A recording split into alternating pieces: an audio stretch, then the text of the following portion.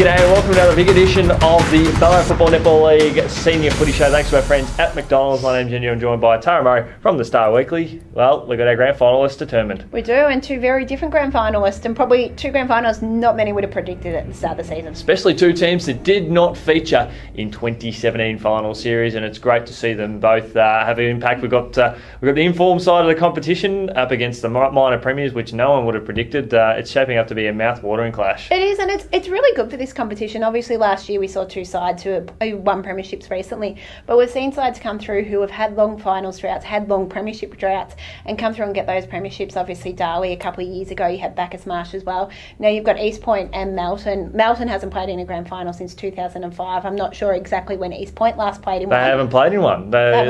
Since I've been given the mail, obviously being new to the competition, they haven't won a grand final since they became East Point. So that's over 20 years, I think, nearly 30 years. So which says a lot that we're going to have a very different grand finals and probably a really worthy one. You like to see different teams get that opportunity. And you mentioned both these sides have really built up from the bottom up. We mentioned the last couple of weeks, Melton is predominantly Melton players. I think they've played with 21 one-point players. Correct. East Point has had to do a lot of work, obviously, since the club came together, and they've built up, and now different grand finalists and a different premier. Absolutely. Now let's talk about the senior game on the weekend, because I know Darley were going in with a little bit more form, but the game was over before half time. It was. Look, I spoke with Darley coach Heath Scotland, and he said they just ran out of steam. He said they were beaten by a better side.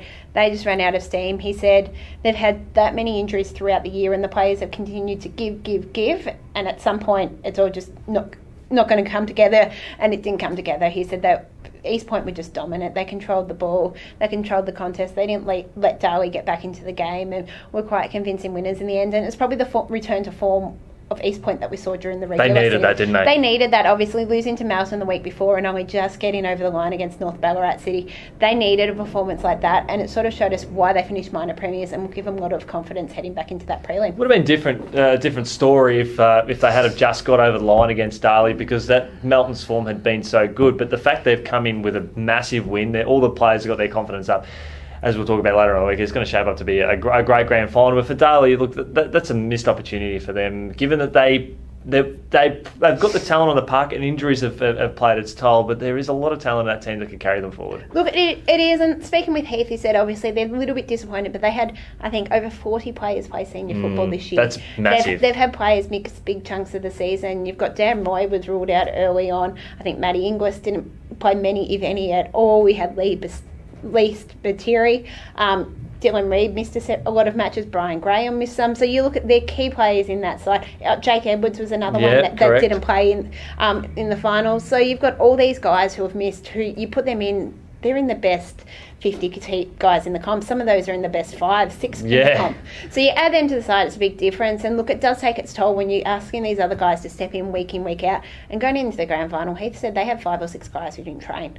They were that struggling to get players through. It was a matter of don't train, they get through the grand final. Just management. And in the end it came to a head, but you've got to give all credit to East Point. That's an amazing effort by them. That's it. And the thing is, obviously Darley did struggle with injuries, but that's no excuse for that performance. Who were some of the standouts for the Kangaroos? For the Kangaroos, Clay Bellamy was named their best. You had Jacob Ottavar kicked 4, so they were probably a couple of the standouts there for them. Yep, absolutely fantastic performance. Now, this week we had the pleasure of enjoying the Henderson medal count, and big congratulations to Dan Burton for being the runaway winner to take out this year's Henderson medal. It was. We had a conversation a couple of weeks ago and you asked me who did I think would sort of win. Obviously I don't cover half the teams, but from my perspective I said Dan Burton would be mine. He's absolutely dominated in the ruck, and in the end he didn't pole around 6, so he started really slowly and then got going, and with 2 rounds to go, he trailed Matt Denham from Melton, so his former Bacchus Marsh teammate. And in the final 2 rounds, he polled 2 best on ground performances. Burton did to end up winning by 5 votes. Yeah, fantastic there from the Bacchus Marsh star, and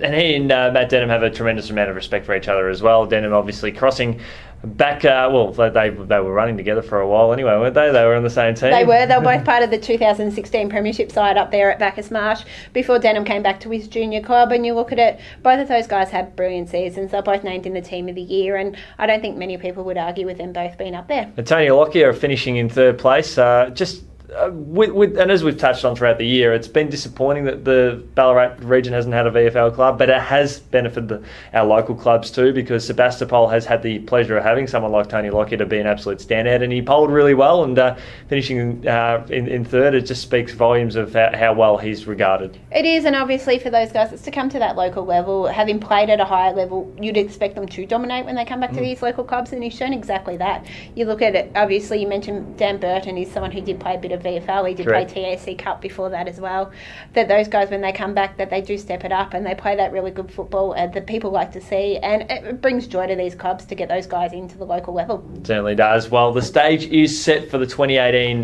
McDonald's Ballarat Football Netball League Grand Final, which we will pump up from our view later on in the week. Thanks to our friends at McDonald's. Thanks to you, Tara, for jumping on board. We look forward to talking senior grand final footy action later on in the week. Thanks for having me.